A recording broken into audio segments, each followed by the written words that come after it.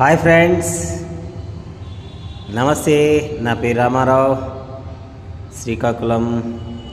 So my dear friends, నేను ఈరోజు ఇస్తే వస్తుంది ఈ కాన్సెప్ట్ గురించి మాట్లాడదాం.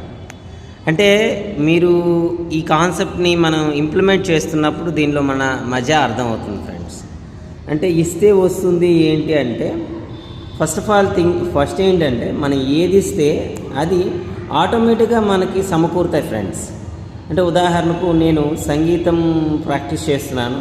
సంగీతానికి సంబంధించినటువంటి సాధనలు చేస్తున్న గురువు దగ్గరికి ఎప్పుడు వెళ్తుంటాను అనమాట. సో అక్కడ సంగీతం సార్ దగ్గరికి వెళ్తుంటాను. నేను వెళ్తున్న ప్రతిసారి అంటే మ్యాక్సిమం అప్పటికప్పుడు కూడా ఏం చేస్తానంటే ఫ్రూట్స్ పట్టుకొని వెళ్తాను.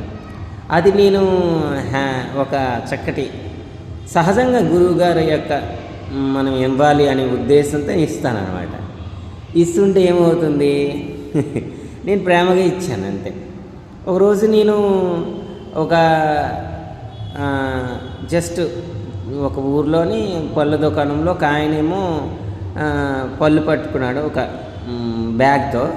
సో పట్టుకుంటే అక్కడ ఏం జరిగింది, నేను అలా చూస్తున్నాను అనమాట. చూస్తున్నప్పుడు సరే అనేసి విడిచిపెట్టేశాను. సో నేనే ఇంటి దగ్గరేమో మామూలుగా ట్యూషన్ చెప్తుంటాను. అంటే మనం 6th క్లాస్ నుంచి 10th క్లాస్ వరకు ఇంటర్మీడియట్ వచ్చినా ఇంటర్మీడియట్కి మనం చెప్తుంటాం అనమాట.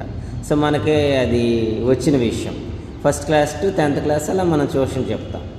సో మనకు గ్రిప్ ఉన్న సబ్జెక్ట్స్ కాబట్టి మ్యాథ్స్, ఫిజిక్స్ అని.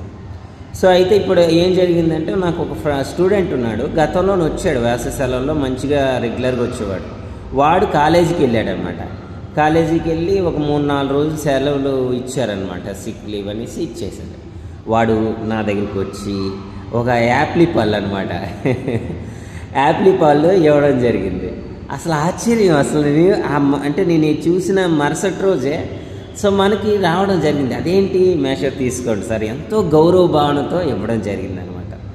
సో నాకు అర్థమైన పాయింట్ ఏంటంటే, మనం ఏదైనా ఎవరికైనా ఇస్తే డోంట్ ఎక్స్పెక్ట్ అది వస్తుందా రాదా అని మనం ఆశించకుండా ఇవ్వడాన్ని సాధన చేస్తే సో ఆటోమేటిక్గా మనకు కావాల్సిన విషయాలు ఖచ్చితంగా మనకు వస్తాయి ఫ్రెండ్స్. సో మీరు ఇవ్వడాన్ని మీరు సాధన చేస్తే ఖచ్చితంగా మీకు కావాల్సిన విషయాల వైపు మీ దృష్టి వస్తే ఖచ్చితంగా వస్తుంది friends. Thank you very much. So ఇలాంటి వీడియోస్ కోసం మీరు మీ యొక్క అభిప్రాయాలని, మీ యొక్క క్వశ్చన్లు ఏమైనా ఉంటే కామెంట్ చేయండి, చక్కగా మాట్లాడదాం. Thank you.